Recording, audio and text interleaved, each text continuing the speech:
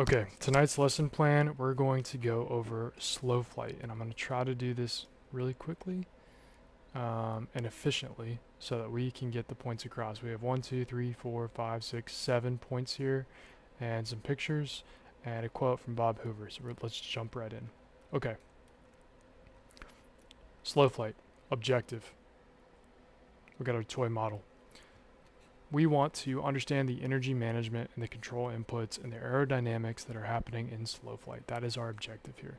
And we want to be able to recognize, enter, and maneuver and recover from slow flight using our logic and the physics based methodology that we learn through this lesson plan.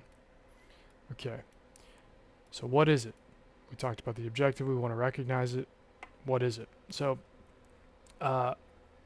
slow flight is working on the backside of the power curve. It's working in that regime and that region of reverse command. So as you can see in the picture here, our nose is going to be tilted up. We're going to slow the aircraft down. We're going to have a high angle of attack. We're going to have a high power setting so that we can keep that altitude. And we're going to be essentially looking like we're climbing, but not actually climbing. All right, so we're going to have thrust that must maintain, or that must increase to maintain our altitude. So thrust is going to come in. So if we're slow, give it more go, right? Like let's put some gas in, let's burn some dinosaurs. You know, if we're in straight and level flight right here, we start to want to slow the plane down, we're pulling power back. And then to catch that, we're going to have to put some power in to get that thrust to climb uphill. But because we're managing our pitch, we're not climbing uphill, we're staying level. So we'll be flying like this in time and space. Our control effectiveness is going to change dynamically and dramatically here because we're not going to have as much airflow coming over the control surfaces, so they'll be mushy. They won't be as effective in their control feature. Small pitches changes can significantly change our altitude variations, right? So a little small pitch will get us to climb or descend, right? So we'll have dramatic, significant changes with our pitch that will influence our slow flight. And our drag will increase due to our higher angle of attack. So all this wind is going to be coming, and the plane's going to act as its own parachute. It's going to hit a lot of that surface of the plane, and the induced drag is going to be higher at slower airspeeds. So the fundamental question here to help us picture this, if lift is still produced at high angle of attack, boom, why does the aircraft behave differently? Well, like we said, we're on that back side of the power curve. We'll talk about that in just a second, but we're in that region of reverse command there. And so at slower speeds, induced drag is going to dominate, and the control surface is going to be less effective due to the reduced airflow going over those surfaces. So we're going to use power, pitch, and rudder to balance all of those in time and space and get us going in the right direction during slow flight. All right. And in our normal command, in our normal regime, right, when we increase power, that's going to result in an increase in speed. And reducing the power is going to decrease that speed. However, in the reverse command, at low speeds, the opposite is going to be true here. So reducing the speed actually requires more power to maintain that altitude because we're driving uphill, but we're staying at a level altitude. So we're flying like this, right? So we'll talk about it again, but again, energy states here.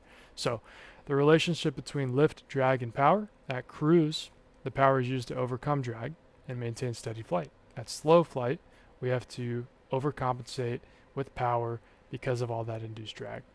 And we're going to pitch for airspeed, power for altitude. And our control sensitivity, our ailerons, like we said, are going to be mushy because of that high angle of attack. So if we overuse our ailerons, we could get that adverse yaw going, which, you know, at a slow speed, we're just above stall speed. So if we start to use too much, we can start to tip a wing, and that could lead us towards a spin because we are close to stall speed and we're having that downwind wing end up creating less lift than the upwind wing, which could give all of the ingredients for a spin to happen. So we'll be cognizant of that. To reduce the possibility of that, we're going to use our rudder to maintain coordination so we're a stable platform. and we're going to use our elevator to adjust that angle of attack and influence our lift and drag component. If the aircraft is in equilibrium at cruise power setting, what happens if we reduce power, pull back power, and maintain altitude? Well, we're going to have, if we want to stay at the same altitude, we're going to have to bring the nose up. So our speed's going to fall off, our angle of attack is going to increase, and our induced drag is going to increase as well. So a lot of that wind hitting the plane is going to increase that induced drag. Again, induced drag is it hitting the plane, hitting the surfaces of the plane, and parasitic drag is the drag from the wind coming over the airfoils. And the whole plane's an airfoil, right? The wings an airfoil, the fuselage is its own makeshift airfoil. The elevators back here are an airfoil. The rudders are a vertical airfoil. Even the propellers themselves are airfoils. And as we enter that high angle of attack, the bottom portion of that airfoil is going to get more chop of air than that higher one. And that's going to lead to some of the physics of P factor as well. And look at our cowling, right? Our cowling over our wheels, that's even an airfoil. So the whole thing's an airfoil. 4 here, the power curve. What we've been talking about, this region of reverse command. We'll pull the picture over here. Look at that, the power required, this blue line at the top, and this total drag. Look, they're the same, right? That makes sense because thrust and drag need to equal out in equilibrium. And so as you can see, the orange here is the parasite drag. So it's going to be higher at higher speeds, and induced drag is going to be higher at lower speeds. So we are on this left side of the power curve. We're behind the power curve. So we're inversing a lot of that command with reducing the speed, actually requiring more power to maintain altitude. And so we're below minimum drag speed, which is L over D max. L over D max is this part here where lift and drag are maxing each other out. And we're going to have to use thrust to compensate for the induced drag that's happening. And the aircraft is operating on the backside of the power curve, like we said. So total drag versus airspeed. We'll see it in slow flight. Entry. Let's make sure we're above 500 feet, so 1500 AGL. We're going to select a suitable airspace. We're going to clear to our left 90 degrees, clear to our right, take a sip of water, take a breath, find a good natural visual line outside, whether it be a highway or the division between two farmlands. We're going to use that to help give us another front sight of or indicator, right? A front sight of the gun or another indicator or another instrument. Use your visual cues outside. All this stuff inside helps kind of simulating what's happening outside. So let's look outside primarily and inside. Obviously our nose is going to be up, so it's going to be hard to look outside. But as we start our turn, we'll get over our shoulder, get over our right shoulder, and kind of look at where we are in time and space. All right. Power is going to come back to 1500 RPMs. We're going to maintain our altitude while allowing that airspeed to fall off, to decrease. And we're going to bring in flaps to get it real nice and slow. We'll probably get to 45 knots up here in the 172. And then we're going to stabilize our airspeed. We're going to stay above stall warning. If we are in the stall horn, that's okay, but let's kind of stay right above that for safety reasons. And if we do start to have any type of stall or spin, we're going to just max, relax, roll, do our stall recovery, and just max perform the aircraft out of the stall, get some airspeed, climb away, no drama, no harm, no foul, another day, just doing the job, okay? We'll maintain our maneuvering slow flight, or we'll start to maneuver in slow flight, so we'll slow it down, straight and level, on the same heading, and then we'll start to see how those controls are mushy and how there's not a lot of effectiveness over them.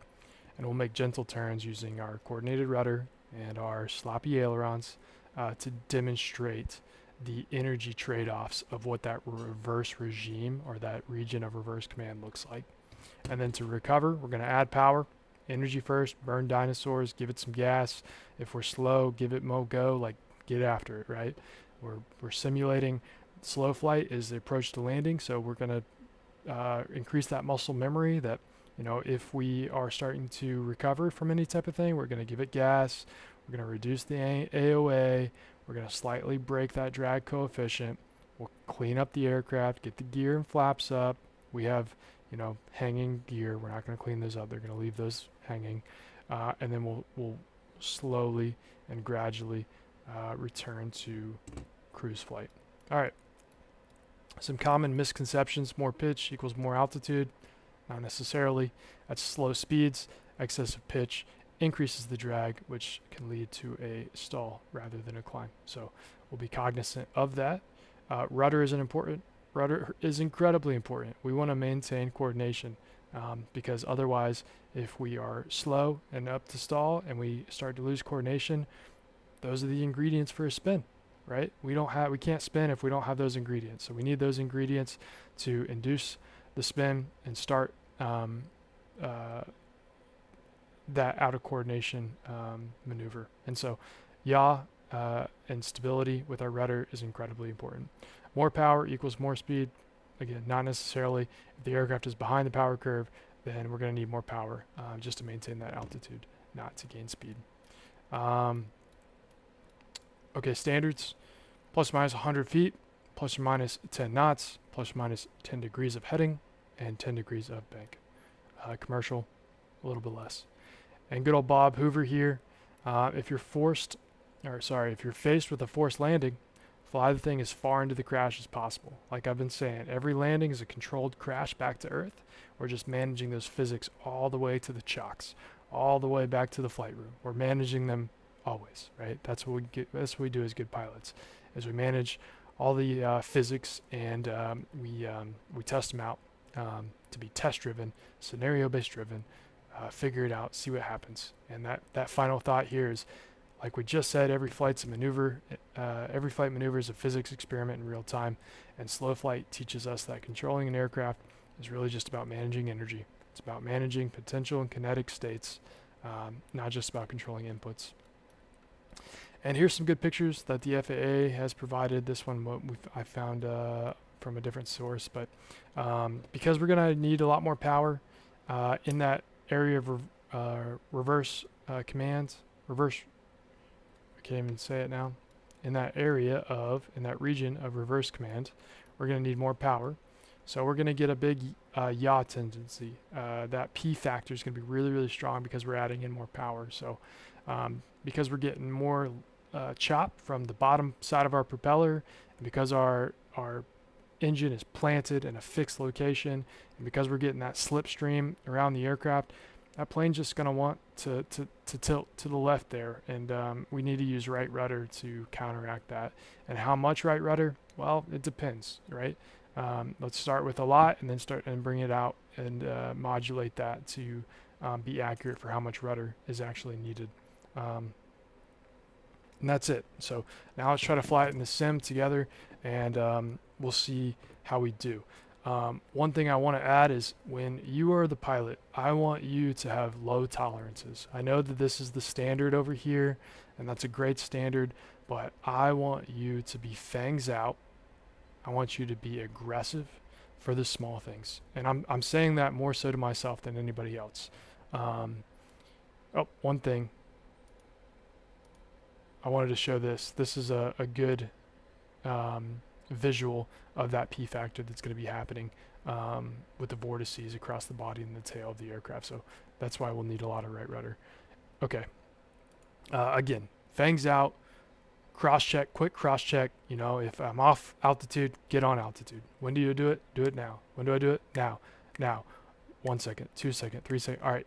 Why did you let 4 seconds go by and not fix your altitude? Get on there, right? Get after it. I want you to feel like you're the Michael Jordan of aviation. You're Chuck Yeager. You're Robin Olds. You are aggressive, even in slow flight, right? Even if it's boring and it's just trying to teach. I want my instructor to think that I am, shit hot for slow flight. And then that starts to get contagious to everything else in life and everything else in flying. And so that contagious attitude is being really quick to correct errors. And so I have a smaller tolerance. I know the standards are the standards, but individualistically, I want you to be aggressive for little things. And then that starts to speed up your cross-check, and it gives you More penguins on the iceberg, right? I don't know if you've heard of losing situation awareness because I'm trying to do too many things at once. As I start to get aggressive, my muscle memory in my brain starts to speed up. I start to get quicker. I start to get the reps in, and I can do better. Anyways, now I may sim and just mess this whole thing up. All right.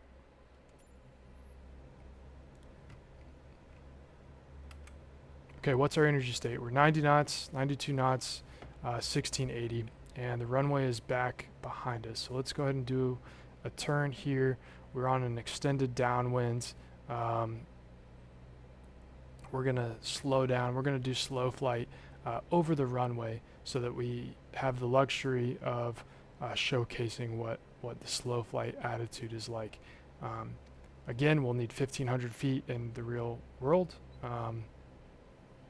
And as you can see, being fangs out, I'm 100 feet low here. So let's climb back up to 1,700, and let's make our hard altitude 1,500. So we don't want to go below 1,500, and we want to be locked on 1,700. And 1,700 will be our slow flight, and we'll just fly down the runway at 1,700 feet. Power's coming back to 1,500 RPMs. We're just going to slow the airplane down. We're 20 feet low. Let's correct. Let's get to 1,500. There's 1,700. Let's correct. All right, there's 1,530. Let's correct. Right, and my cross check's just speeding up. I'm going to fly down the runway at 1,700. 1,700 AGL, 1,500 RPMs. Airplane is slowing down. Staying at 1,700. I'm pitching for that altitude. My power's back at 1,470. I'm pitching. I'm flying down the runway. I'm a little left of the runway. Let's get back over there. 66 knots. I'm slow. Let's go ahead and start to put flaps in. Flaps are coming in. Now we're gonna get real slow. And I'm low. I'm 40 feet low. Let's get back up there. Now I'm real slow. Now I'm real slow. There's the stall warning coming in real quickly. Where is it? All right, we're 50 knots. Let's bring the power back. We're 40 feet high. All right, let's keep our cross check going, right? Fangs out. Let's get back down there. Get back over the runway. 45, stall. All right, power's coming in. Let's catch it. All right, we're 40 feet high. We're too high. We're good and slow. We're 46 knots over the runway. We're a little left of the runway. Nope, we need more power. Let's bring the nose down to get back down. Bring the power back and drop the nose. Keep the speed slow. And then we'll get back down, and then we'll get back on our airspeed. All right, there's 1,700, back to what we were. Then give it a little bit of gas. We're left of the runway a little bit. Try to stay on that 230 heading. Oh, we're losing altitude here, and we're slow, so give it some gas. Give it some gas. All right, let's just look outside. Look at what our angle of attack's looking like. Okay? See if we can do a little twirl here with the camera. See that high nose, that high angle of attack? All right, let's get back in the cockpit.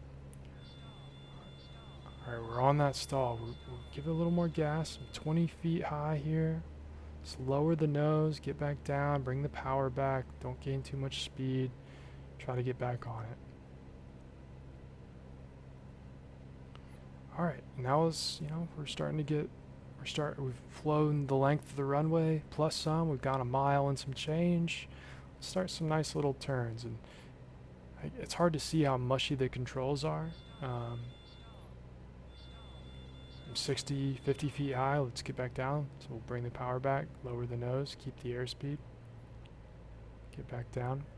All right, so that's a turn to 175. Let's go back to the right here. We'll lead with our aileron, keep it coordinated with our rudder. You can see we're a little out of coordination, coming back in. There's back to 1,700, back to 230. There's 230, let's roll out. It was a big a turn there. Overshot by 20 degrees.